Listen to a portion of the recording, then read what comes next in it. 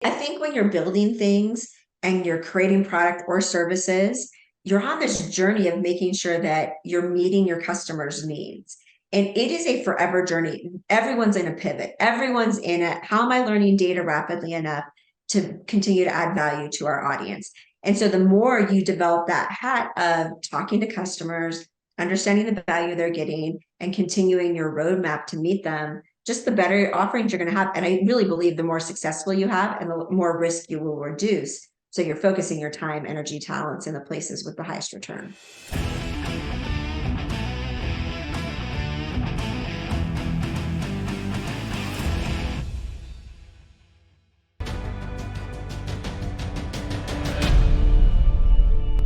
Hey, Amberly Lago here. Thank you for tuning in to True Grit and Grace. I have something really special for y'all today. Someone I have been dying to have on the show, someone I really look up to with all that she has accomplished. She is an incredible entrepreneur. She's so successful. I have my friend my good friend Randy Garn introduced us to. Cydni Tetro. She is the CEO of Brandless. She's an innovator of experience, a growth leader, technologist, STEM advocate, author, speaker, and y'all get this, like seriously, she recently raised $118 million, the largest fundraise led by a woman in the Silicon Slopes. She is the CEO of Brandless. It's a mission-driven omni-channel commerce platform that's growing through technology and the acquisition of mission-driven brands. She is all about empowering women. She is on a mission to make massive change, and I am so excited to have her here. The list goes on and on. I mean, she's done, her bio is so long, and I want to get into exactly what she's doing, but she's the founder and president of the Women Tech Council. She holds a master's degree in business administration and a bachelor's in computer science. And I'm telling you, I'm geeking out on all that she does and can't wait to learn from her. So thank you so much, Cydni. Thank you for being on the show. I'm so honored to be here. I'm so excited for our conversation also. I love everything that you're working on and what you stand for and how you use your platform to really just enable these conversations. So thank you. You're amazing. Can I tell you something really quick? Yes. I'm I'm sweating a little bit. I got to take the sweatshirt off because I'm sweating. I'm sweating a little bit just because, and the guests who listen to the show all the time, they could probably tell just by my introduction that I'm a little bit nervous about having you on the show. What? No. I am just because you are so incredible, all your luminous achievements. And I know you're so like down to earth and you're so nice. We've been on a phone call before. Yeah. You're amazing and you're out there helping other women. But you're so smart and you're a tech whiz, which I am so like intimidated by, that I was like a little bit nervous, and I have a whole list of questions to ask you. So yeah, in my introduction, I'm usually a little more smooth, but I'm just like, oh, yeah, I'm a little sweating here Okay, just you're having like you the on. Countess. None of that. None of that. We'll just have this great conversation. And don't worry, you've got the tech thing. You're running this amazing podcast. I think the thing that everyone forgets is that all of our lives are navigated with technology. And it feels hard when you think about like computer science. It's like every day you navigate, everyone does their whole world in tech. And they just don't think about it that way because tech's part of everything we do. It is. And you know what? One of the things that I love that you do is that you really, one of your passions is bringing really good people together to do great things and highlighting people who are working behind the scenes, whether it is in the tech behind the scenes of these big brands and big companies, or and even through Brandless with what you do. so that was the thing that I was really drawn to you. Thank you. That what you did is she's my people. Because that's what I love doing. That's right. The thing that I love the most that I do is bringing women together, and empowering them to go and speak on stages and write their books and do podcasting. But I want to talk about, like, how did you get to do, because you're doing some incredible things. How did you get in this space where you are today, into this business space? Have you always had that business mindset? It's a great question because you think about you're sitting here in this place, and sometimes it's hard to think about all of the steps that you arrived. So when I very first jumped into my career, as I came out of my undergrad and then my graduate program, I actually took a job just like everyone does, going into a traditional company. It was like the normal path when I came out of school. And I had two things that have always motivated me. One is, what do I want to learn next? Has kind of been this hat that I've always worn. Like, I've never felt like I needed to have a career that was a straight line. It's completely fine saying there's skills that I want to learn, things I want to go after, and I'm going to go learn those so that I can become like who I'm meant to be, and I can just pick up knowledge around. And I've had a lot of careers where people have allowed me to do that. I remember one time, kind of early in my career, I'm like, I want to go learn how to raise venture capital. I've never done it before. And I was the CMO at the time. And I went to our CEO and I'm like, look, I've never been on the road raising capital. I really want to learn that. Can I join you in this round that we're going to go raise? I want that experience. So I've been pretty intentional about not saying my degree was going to put me in one path, but that as I found things and I learned more, that I was going to jump in and take advantage of whatever I could learn and then be open to every opportunity. I had one point in my career that kind of moved me from what I would have said was like working every day. And you've embraced this too because of what you're doing. But I had this opportunity when I actually went to Disney. And so I've been working in a company and I found myself in a spot of like, what should I do next? I don't know. Like, how should I go navigate this next step of my career? I got a call from one of my friends who had gone to run a group in Imagineering called Disney Research. And they needed people with business skills and entrepreneur skills to come in and basically build technology companies. And it was a job they'd never hired before. It was really new to them. So I flew down, I did this interview, and I come back and I get this call. And Tom's like, Sid, here's the deal. We've never hired this before. I cannot tell you if this job is going to exist for 3 months or 6 months or 9 months or a year. All I know is that it could be incredible and you should come take it. But I just can't tell you what it will look like 3 months from now. And I only paused for 5 minutes and I decided 5 seconds. And I was like, you know what? I'm never getting this call again. Disney's never calling me and asking me to have this job again. And if it doesn't work out in 3 months, it doesn't matter. The experience will be transforming for me and my career. So I said yes. I stayed 6 years and it Wow. completely changed the trajectory of my career because my mindset changed about how I then owned the decisions that I was making, the learning that I was going to have, and the places and opportunities I would be willing to take. That is incredible. And I think so much is like just being open to learning, and eager to ask questions. And Yep. and for me, like, shoot, I we were talking before we started this call, and you said, oh yeah. I was like, oh yeah, you are like the tech wizard. You're amazing.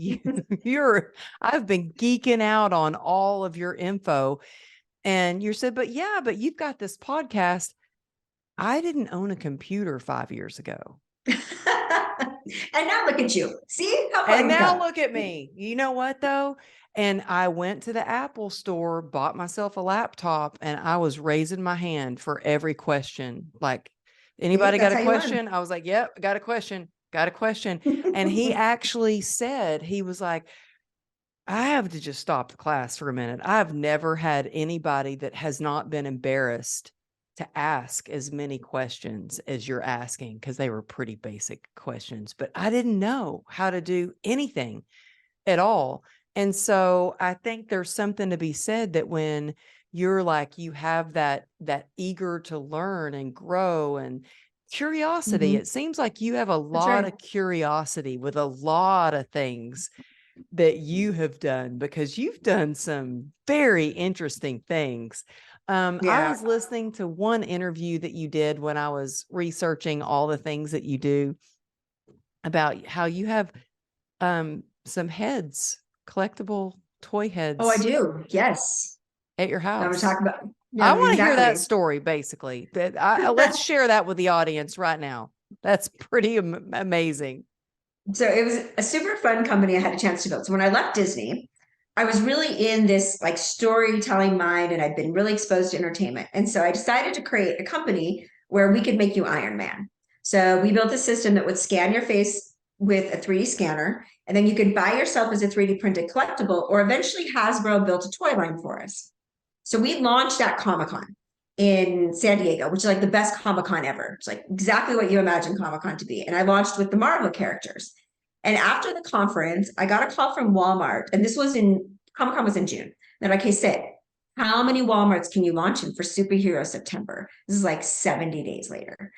And I was like, "Hey, just like my Disney call, I'm like, when those people call, you just say yes." So my answer is almost always in these moments, even when something looks impossible, but someone gives you an opportunity, like, I'm going to go try to make that happen.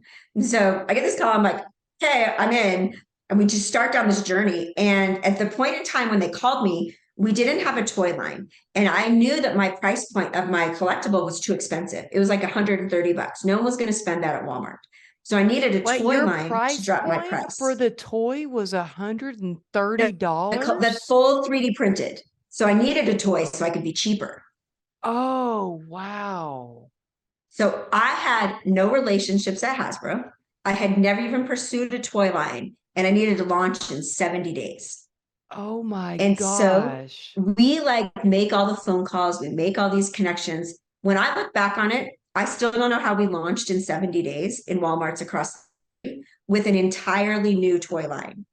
And so what it meant is over the course of this 70 days, we had to make a ton of decisions to get to market. So we get to Hasbro and they're like, "Sid, we can't make product in China fast enough. Like you can't have a custom action figure." And so I'm like, "Well, what do you have?" And so they had these action figures, and we are like, "Okay, well, we're going to reassemble them anyway because we're going to put custom heads on them." So we ended up basically taking all of their current products, unpackaging them, popping the heads off, 3D printing new heads, making them personalized per person, putting them back on in assembly, putting them in new packaging, and shipping them to customers. So, to your question about heads, every one of those Captain America and Iron Man heads that we took off in the very first round, I still have at my house. Someday I'm going to make a full sculpture, but mostly because they represent, you talk about grit on this podcast, they represent the grit of a team to take on something that was probably seemingly impossible, but we had never done it before. And we launched inside of these Walmarts with action figures in 70 days. And so for Wow. me, those heads represent just this core like belief that you have that you can do the impossible and you can make great things happen. And you should answer the call when they come for opportunities that you probably won't get ever again. Oh my goodness. Yes. Answer the call and say yes and don't make excuses. You didn't make excuses. You were like, I am going to figure it out one way. Exactly. Somehow I'm going to figure it out. I want to go back to something you said though. You were like, I didn't have any connections. I didn't know, how to do a toy or get into Walmart or what I was doing. And I think that connections are powerful. It's how I will Mhm. never forget. Speaking of, like, before we started talking, we were talking about Randy Garn and how he introduced us. Yeah. And I'll never forget my very first big speaking gig was at an event in Salt Lake City. And Really. I was the only person that had no social media following. No one knew who I was. I had no connections. I was the new person. And it was with uh, Lewis Howes and Mel Robbins and Jay Shetty and Brandon Burchard and Dean Graziosi, and Randy Garn was there. And Randy was so nice to me. There were some other people there, I won't say any Sure. names, that wouldn't give me the time of day, because back then I wasn't verified. I had no following. Nobody knew who I was. Interesting. Randy was so good to me. And he was like, he always from day one, I want to help you, Amberly. I want to help you. And I think it's so important to have those connections. What would you suggest? Because I think it's so important in business, especially for Yep. females, to find your right tribe and build those connections. How did you go about making connections? Like, how did you just contact some huge toy company? Like, and how, you know what I mean? Yeah, Like, how do you totally. do that effectively? This goes for anybody listening who has a big idea, or they want to launch anything, whether it's digital or a product, and they're like, Mhm. I need to meet the right people. How do they, what would be your suggestion on how to make the right connections in the right way? So I have this whole theory. I actually call it deal sense, which is when you're really going to go ultimately deals, sales relationships, anyone you want. It's all about creating relationships that have a joint value exchange. And so the thing sometimes we miss is like we think about ourselves as needing something so much that we put that over what the other person also needs in order to create a relationship, especially in business transactions. So Hmm. when you head into something like, say, that Hasbro example, we were at a time where like 3D printing was completely taking off. Everyone was talking about it. They were trying to solve real innovation challenges for their business. And so we could make a very strong conversation around, hey, this is transforming and personalizing merchandise. You guys are already thinking about this. We actually ended up connecting with the person who was the head of their innovation 3D printing at the time. It was the perfect connection in because we jointly could be on the same mission of creating product market fit and transforming that.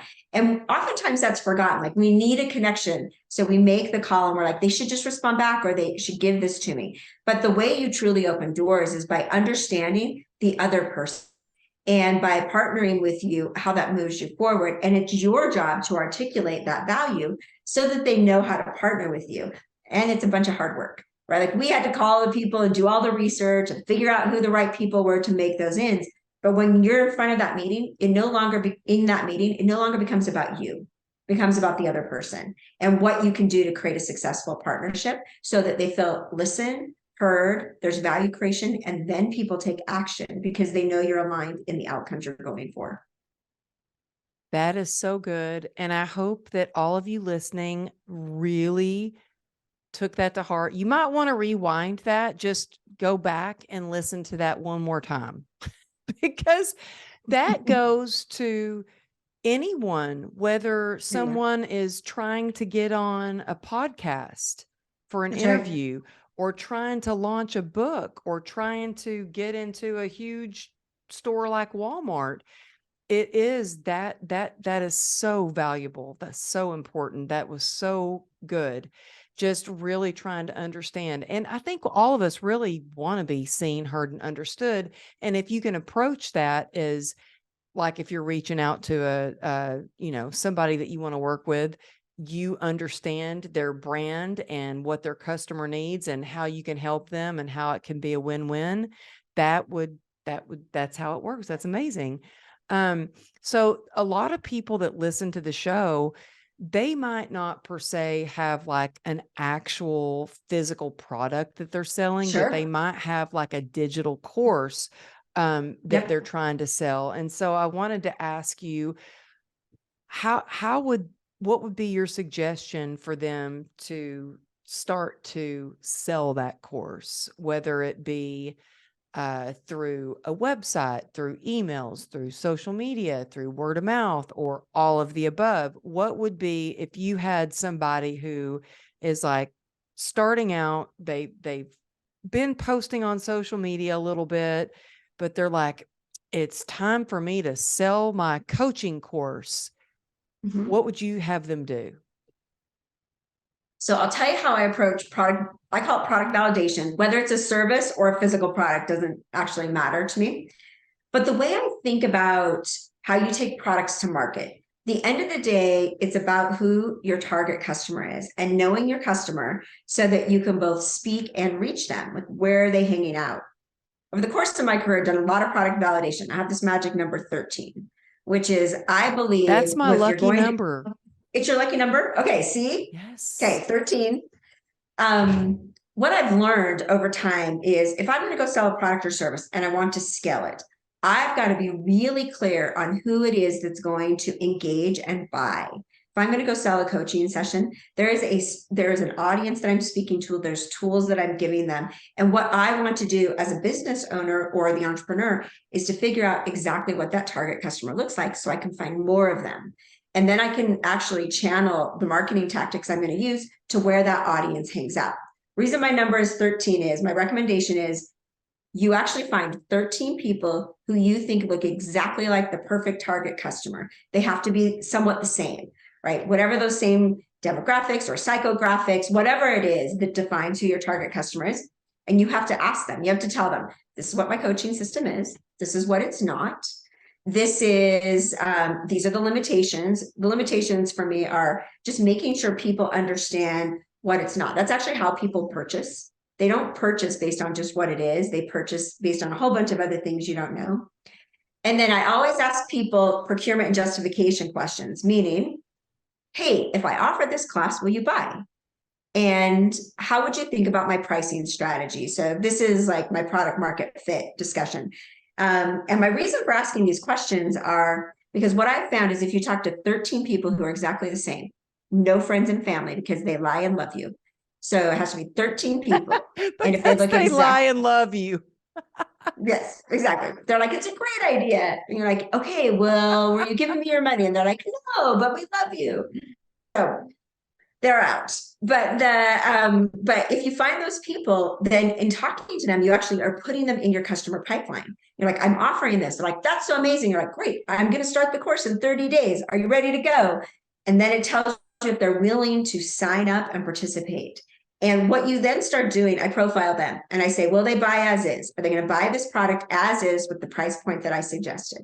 If they say, if I'm wondering, then I might say, what's my buy as is? What do I have to change in order to get them to say yes every time? And then I rank them on sophistication and relevance. Relevance for me is if I don't get this person to sign up for my coaching class, do I have a problem? Like, if they my perfect target audience and they should totally love what I'm doing, will sign up. And if my score is low or if it's super high, but then they won't buy, I've got this gap that I'm trying to fix and make sure I offer. Because once you identify that, then when you go to the marketing tactics where you were asking, you actually know how to find those people and where they hang out. Do all of those people go to common forums or do they look at same types of news information? Are they following the same types of people? Do they discuss the same types of things in other areas? Because your goal in marketing is to create enough predictability that when you reach a crowd, you know exactly who will engage with your product. Because otherwise, it takes you a lot of money to spend your message out there and not enough conversion. So your job with limited resources is always to identify the core group of people who are going to love your product or service, and then find the circles that you can reach them and focus your efforts there. Because you can't do everything at once. We don't have enough resources. Can't go to every channel, but we can when we know who those core people are, and then we build from there over the course of time. That's so, it seems like so smart and so simple and like, oh yeah, of course you would do that. But how do you find those core people? How do you find the 13 people? And do you meet with them in person? Do you meet with them on Zoom? I know this is kind of a crazy question. What No, do not you at get all. them all together in the same room? How do you, when you say meet with these 13 people, I'm getting basic with you. Like what do No, you you're do totally good. there? I actually think about it as sales calls basically, because my job So isn't are just you to talking to validate. them I would on talk the to my phone? first 13, I would actually talk to. Like Zoom calls fine, in person, whatever it is. But like if I were to be like, hey, Amberly, I'm gonna go launch this. I think you're the perfect person, but I need you to, this is how I'd actually start the meeting. The call, I'd be like, hey, thinking of developing the system, and you are exactly the type of person that I think would use this service. So I'd love to tell you what it is and how, and then like I'd love to know what you think about it so I can figure out if I have a gap to really introduce a great product to the market. So let me tell you about it. And then I'd tell them about it and I'd say, hey, have you signed up for other coaching systems? Like, how did people price those? How did you consume them? What types of things did you like? And I'm like, oh yeah, that's what I'm going to do. I'm going to offer it every week, or, you join the Zoom session. And what starts to do is it gives you all of the indicators about if they'll do it. And at the close of it, I would actually say, okay, is this something you'd use? When I Okay. launch this, will you sign up for it? Oh And my if they say gosh. yes, then I'm See? like, awesome, taking your money. See, and see, Sid, that is so good because I think I think a lot of people skip that. Well, They I'm do. speaking for myself. I skipped that whole process. And I remember, oh gosh, this has been probably 4 years ago when I went to launch my very first 12-week, this is going to be amazing Mhm. coaching program, group coaching program. I mean, I paid all this money for this, beautiful designer to design this 43-page Yeah. workbook and this graphic designer to build this website. I spent so much money and I did this 5-day free challenge. And I'm like, I got my target audience and I'm doing this. And I skipped the part where I took the 13 people and asked them questions. Would you buy this? Is this something that you would be interested in?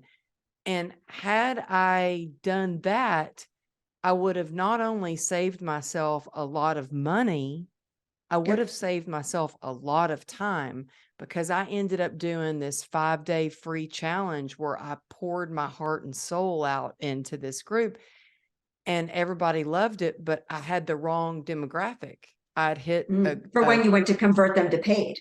when I went to Yeah. convert them to Yeah. pay, my whole Yep. target audience, they were all completely on disability, out of work, had no income whatsoever. And, Yep. but they were like, I'm sorry, I have to choose groceries over buying your coaching. Yeah. And some people might be listening to this going, oh yeah, well, there's always a way to find the money. I was like, no, I missed it. I missed what I Mhm. was offering versus what I could give them. Like Yep. there was something. So I think it's so smart of you to go before you go, because this could save you thousands in dollars, basically. And that's really the intent. If you can reduce risk up front, then when you launch, you have more predictability in going forward. You're still gonna have to pivot and all of those things. And what you just shared, you just like hit the nail on the head. That's exactly what you're doing is we all have limited time and resources and passion, and we want success in the things that we launch. And so can we create more predictability when we go to launch so that you've reduced your risk when you go to market, you know exactly how it's going to pick up. And I too have killed products because it didn't make sense. Like I got all this data back and I'm so passionate about it. And I was like, You oh have yeah, that was to? bad. Really? Yes, I've done it. I bet Oh, there's almost 20 products I've you're not done over my kidding. career by following that process. Wow. Wow. Because you just don't know what you don't know, right? You think you know. And until you are in front of those customers and you're asking the questions that are truly about purchase intent. And at the end of the day, I only do it as business development. Like if I'm talking to someone and they're going to sign up for my coaching program or they think it's a great idea. My job right in that interview is to say, awesome, you're in my pipeline. I'm going to launch the program in 30 days. You are fantastic. I need you to be my first customer. And so you're doing all of the things at the same time. But there have been many times where it didn't work out. There was one instance where what I needed from the pricing economics, similar to the story you just shared, there was no way we were ever going to get it. Like I needed, it was a bigger company like software system, but I needed all 2,000 people in a company to use it. And when I did the validation, the data came back that one person in a company would use it. Oh And there was gosh. no way we could build it for that economic. Oh, so So we what do stopped you it. do from that? So are But there you pivot. You're times? like, okay, actually, I would say there's two buckets. You either pivot, like you learned enough to say, I can change my offering, which is what you did, right? As you said, I'm Oh, going to I change my offering, completely, and you know what though? or you completely change it, right? You can either pivot or you end up completely walking away from that. It's way better to walk away earlier though than later. Yeah, and you know what's so interesting about that? Yeah, at the time, I felt like I was crushed. I was like, I spent so much time on this and poured my heart and soul Yeah, in your heart. and Yeah. like months and months on developing this and years of experience to put it together. Mhm. But you know what? I learned so much from that experience, Yep. things that I will never forget, which has helped me with other Mhm. launches. And it's interesting because I'm developing this whole other pipeline of free content that I can offer people. And that beautiful workbook that never was put into use, I'm actually offering that as a free asset as part of the pipeline. And it's like, Awesome. it took a few years, took, well, about Sure. 4 years, but I'm finally going to be using that. That's awesome. Yeah. So Yeah, well, and that's the journey, right? I think when you're building things and you're creating product or services, you're on this journey of making sure that you're meeting your customers' needs.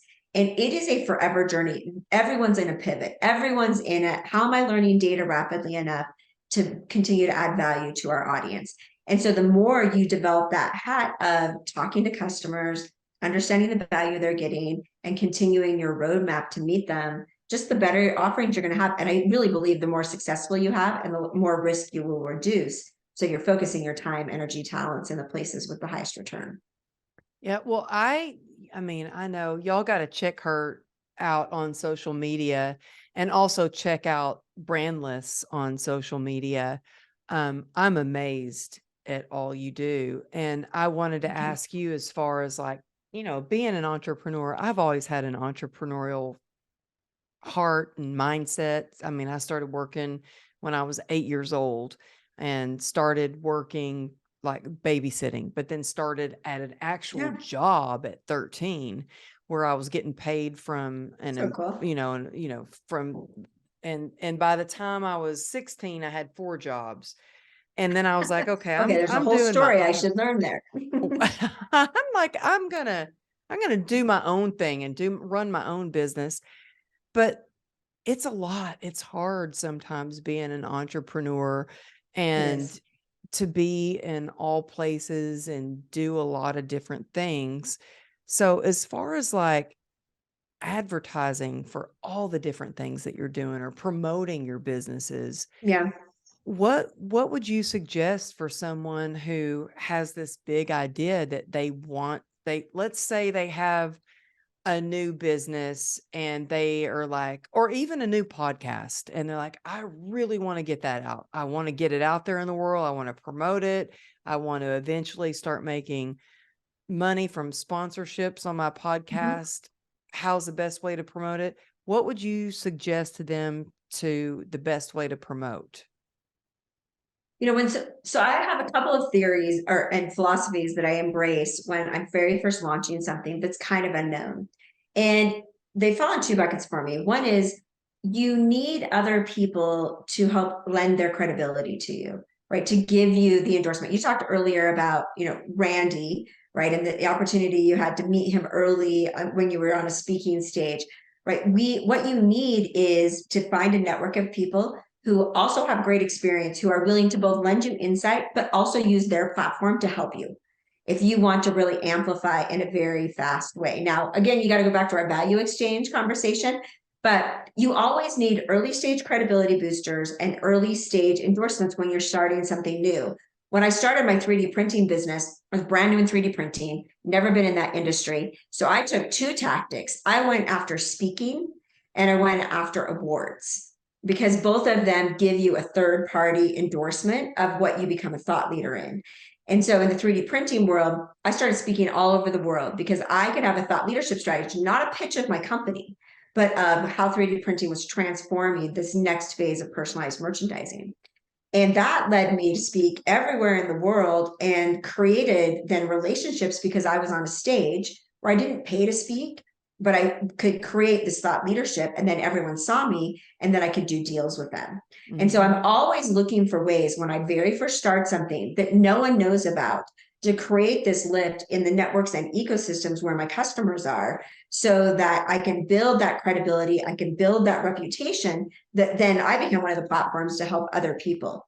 And so I really view it that way. How do you get people around you who trust you, believe in what you're doing, have other stages relative, right? But that you can jump into so that they can help you. If you were starting a podcast and you know this very, very well, you do all of the exchanges of showing up on other people's show and inviting them on your show and creating these symbiotic relationships, which really are just giving you endorsement that you are interesting enough to have a conversation for people to then share. And that's what we're really looking for when we build things, are platforms in whatever space we're in that we don't naturally have, but we can create relationships and build leverage. And think my two things that I think are very true. One, it's not about taking advantage of someone, and you should never try to do that just for the intent of building yours, but it's truly about participating in an ecosystem where you create value. And so in the very early stages, you really have to be grassroots and super creative. I've been watching this guy on Instagram. He's not doing a coaching course, but he's super interesting. He's a musician and he's fairly unknown. I want to say he's from Ireland, but maybe he's from somewhere in Europe. And he decided that the way he would start creating content is they show up in all sorts of just great, crazy circumstances, and he brings a choir with them and he just starts singing. So whether it's been on like the tube or just like walking through a park or a shopping mall, like he'll just randomly create these settings and then this whole choir around him sings. And he's gone viral by basically using his own ingenuity to create a platform of awareness. And then other people are filming it and other people are like, that's so clever. And the story just continues. Sometimes it's about your own ability to be creative with who your audience is and how you can bring your message out. And when you do that, people pay attention because it's both interesting and creative and insightful and valid. Oh, that's so good and so well said. And yes, I really do think that proximity is power and success is built on relationships, and Me collaboration too. is key. That we grow together, and the more things that you can do together, but it's picking the right people that you want to align For yourself sure. with, for sure. And so, oh my goodness, everything that you say is just gold. Okay. I know we are going to be running out of time here soon, and I have so many questions. So let me just Okay, pick a I'm few. sorry. You want to like rapid fire and I'll be, rapid fire answers? Yes, let me see. Okay. Okay. Yes. Okay. Maybe we could do rapid fire answers. Okay. Because look, I've got like, do you see me scrolling? I Yes, literally have a lot of questions for you. I you're was great. been jotting them down in my notes. Um, okay. Getting back to like, we're talking about, okay, how to launch something, how to create like more influence, how to get your brand out there, how to get your name out there. What do you think about like what is more important for people to do when they're first starting? Do they get a website? Do they start social media? They start an email list? Do they start talking to people? Do they start their own podcast? Do they get on podcast, or all the above? Okay, so this is a great question. My, rapid answers to these are when you know your target customer. So first of all, we can't do everything at once. That's the greatest challenge. But you do have to have a presence, right? So one of the things, like every time I come up with a product name or an idea, I like buy the URL and I pick up the handles on social. Me Even if I don't too. use it, I'm Right. like, I'm What? just saying Wait, that. wait, Even what'd if you I don't say? end up using it, I just pick them up. I'm like, oh, yeah, I Okay, should own me that name. too. I'm so glad you said that, because I have so many domain names, and I actually had True Grit and Grace, the handle on social media, years before I ever even used it, but I had See, it. that's awesome. That's right. Because you never know. So when you have ideas, I'm a total believer in just like picking up the domains and all of the handles in social. So you should absolutely do that so that you have them, because people have to know what you're offering and how to get information. So you have to have those fundamentals of whatever your product and service is. So once you have that, then the question of which channel do you use to go to marketing, I really do think is tied to customer. Like if your customer is on TikTok and that's where they're going to find out about you. I actually have a friend, she's called the Job Doctor, and she came out of being like a head of people, and she started a TikTok around helping answer like the HR job career path questions. She's totally taken off, but her audience Really? loves TikTok.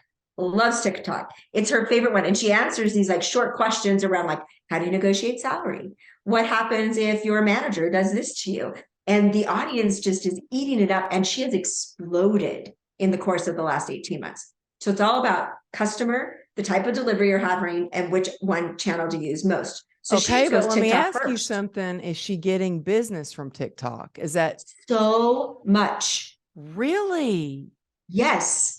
Like she is crushing it. And so in 18 months, can't even remember how many she has. She probably doesn't have quite a million yet, but she's crushing it. She's just repurposing that content when she posts on Instagram. So she doesn't have to create twice. Created those audience, but TikTok was her first audience. And then it led to a book deal. And then it led to all the speaking things. And she has been, and she monetized that with HR type partners on the TikTok side. She has done a just a phenomenal job. But it's all about right audience, right content, right channel. I couldn't agree more. You know how I got my TED Talk? How? Instagram. Really? Instagram. TED curator from Berkeley had been watching what I was posting, and she wasn't just watching what I was posting, but she was also watching how I was responding to people. Oh, interesting. And she Mm-hmm. messaged me, and I was like, "Oh, wow, this is legit." She emailed me back, and it had all the credentials of Berkeley, TEDx, and I was like, That's "Oh my awesome. God." And she said, "Yeah, we want you at our event because you have a PhD in heart." Because I was the only person that didn't have a college education. Everyone else there had a PhD except for me. Oh, And see, so it's it was amazing. interesting. So Instagram seemed to be kind of my main hub, but some people it's Exactly. Facebook. But I think that it's so important to always have a website for people to go back. Exactly. Yeah, They but you have have to to know have how to some. find and engage you. They have to. You have to. Well, yeah, I mean, and honestly, I hate to say this, but it's true that I think that places like Instagram, well, it was Instagram. Maybe it'll be more towards TikTok later. Who knows? But I think Instagram is kind of your scorecard to Mhm. see, like, well, how many people really engage with you? How many That's right. people, you know what I mean? And it's not even about the followers, I don't think anymore. It's like, how many people are really saving, engaging with you? That's right. Um, because who knows now? It used to be about the blue badge, the verified blue badge, that doesn't even matter anymore. You know what I mean? Yeah. Um, Yep. But okay. I think what you're saying is so critical. It's about you're offering something and you need an audience to engage. And you need them to engage because that's how you know you're adding value and that they're talking about it and they're willing to share. So whatever it is, you got to find your channel and it's usually based on content and audience and then lean into that. And then once you've nailed that, you can start adding other things just like you've done, right? We add other channels all the time. You just can't do them all well at the same time. So you got to pick the place you want to lean into first so that you can really optimize for it. Granted, you have to have all the foundational stuff. Got to have a site, got to have a product offering, service, all those things, and then lean into the thing that makes sense. So you say pick the one place you think that you get the most engagement interaction on and lean into that place the most. I think first because you have to build it's really hard to say I create amazing TikTok content and amazing Instagram and amazing LinkedIn. It's really difficult, even though eventually you might want to be on all of those. So you're trying to Yeah. figure out where people engage with you first and then Mm-hmm. build an audience around that to drive growth. And for many people, it's been Instagram. And then we have these new channels like TikTok that we're leaning into. And it's really fascinating to watch the TikTok evolution and how it's adding a whole other layer of content creation that didn't exist 5 years ago. Oh, yeah. And I see my daughter who is amazing at creating TikTok, and she gets like millions of views on her TikTok channel. And I'm like, can I hire you to help me make some TikToks? Because I think that it is hard to be good at all the different things and That's all right. the different channels. It would be like you saying, okay, I'm a rock star, but I'm an actor. Oh, and I'm a race car driver. And oh, That's right. it's a lot. Okay, so we'll wrap it up. I want to know, what are you excited about right now? Like, what is the next best thing? Well, wait, first, before we do that, you have your, I don't want to stop. We've talked a little bit about brandless, but I want to talk about brandless. Tell people what that is. I've scrolled through and looked at all the health products and the blenders and all that, but tell everybody what brandless is, and also about the next best thing that like something you're so excited about. Okay, yeah. I mean, there's always lots of things I'm always excited about. But one of the coolest things about Brandless is we've been able to build this consumer company that's really transforming what's happening in consumer. So we're completely focused on things that help you take better care of yourself, your family, and the planet. And so we're bringing together everything in that wellness category through really curating great partnerships with other entrepreneurs. We've had 6 acquisitions in the last year, and we're making those all part of the Brandless platform. And what's so cool about it is we're bringing together amazing products with amazing people and entrepreneurs that have created them into a way to really elevate the impact of all of them. So our platform and our products tend to look like we have a company we own called Ambrosia. It's like the top plant-based protein in the country. It has flavors that everyone loves, like candy bar and strawberry ice cream. And so we're focused on all of those things in the wellness category, in the wellness ecosystem, but with really great people. And I just love the fact that we get to make a difference in the world with great entrepreneurs, and building the Brandless platform. So that's what I get to spend my day job doing. And I absolutely love it. And I get to layer on another layer because I also started a nonprofit about 14 years ago called the Women Tech Council, where I'm building That an was my entire. next question, which Okay, good. I'm weaving them in. oh no, but I mean, because I love that you do the women tech. Well, you do a conference, you do like Yeah. and I love bringing women together, and I love how you support women and uplift them. And so, yes, tell us all about that. So when you build your careers, and like you, right, you get to decide where you spend time. And for me, it has been in, like, how do I create impact and accelerate change, particularly for women? So Women Tech Council, we're completely focused on economic impact of women in tech and increasing the number, predominantly because tech jobs tend to pay 139% of average. They tend to give women flexibility, and they tend to create all sorts of opportunity for women. It's a flexible industry, just got great opportunity inside of it. So I saw this opportunity, and we only have 23% of our workforce that are women in these higher paying jobs. So we need more women. And so we created programs that go from a high school to the boardroom. We've had about 30,000 high school girls go through our program to activate into STEM careers all the way to the boardroom. So we do visibility programs like our Women Tech Awards.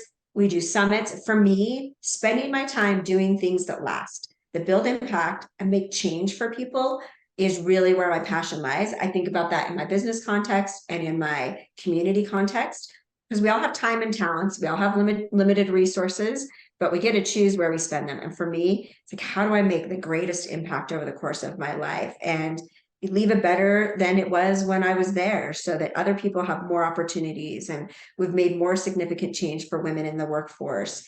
And ultimately that enables all of them to accomplish their goals and dreams. And if I've been just a little part of that, that's what I want to accomplish, as I'm trying to build my career and life and balance everything that's around me.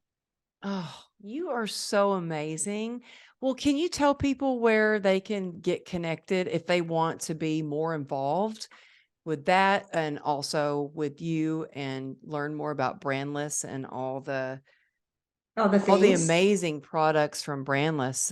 It's just there, it's incredible. Like, I have to say, I watch your reels for Brandless, and I was like, okay, Amberly, I got to go work out. Stop watching them make smoothies with that cool blender, or them wash their face with the. You're the best. Yes, exactly. All those things. Yeah. So you can find us on Brandless. You can find us on social. at Brandless Life or on brandless.com. The Women Tech Council is just womentechcouncil.org. You can follow me, which I'm Cydni Tetro on Instagram and on LinkedIn. So all the places, right? For me, it's just about building communities that make a difference and similar to you, right? Like how do we use our talents to make a difference in the world and just help everyone on their journeys of life? That's ultimately what we're trying to do.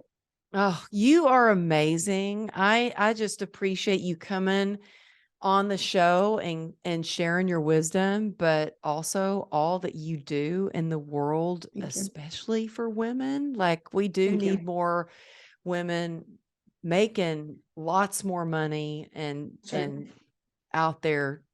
So thank you for all that you do and connecting and the community that you build. All of these links will be in the show notes. So if you're listening and you're out for a run or you're driving or whatever, don't worry about it. Just go in the show notes and you can find all the links and be able to connect with her. And you know what? They'll be in on the website as well. So thank you so much for being on True Grit and Grace. Y'all, thank you for listening to the show. Take a screenshot and share it. And what is the best? Where do you want them to share it on social media? Let's see, good question. Probably Instagram or Twitter. Those are the best two. Instagram, do you want them to share it to your personal page or to Brandless? Oh, tag both of them if you wanted. We'll Okay. share from both. We'll share from both sides. Okay, we'll do it. And tag me at Amberly Lago Motivation and we'll get it out there. It always makes me feel good when I see that you've listened to the show, and I always share it when I see it. So, hey, thank you so much for being here and being on the show. I'm going to have to call Randy and tell him thank you for introducing me to you. And hey, next time I'm wearing my Sundance sweatshirt. Next time I'm in your neck of the woods, I'll make You sure can. I'll let you know. And if you're in Dallas, let me know. For sure. And next time I'll wear my Sundance sweatshirt also, so we could be Okay, we'll twinning. be twins. Thank Thank you so much. you.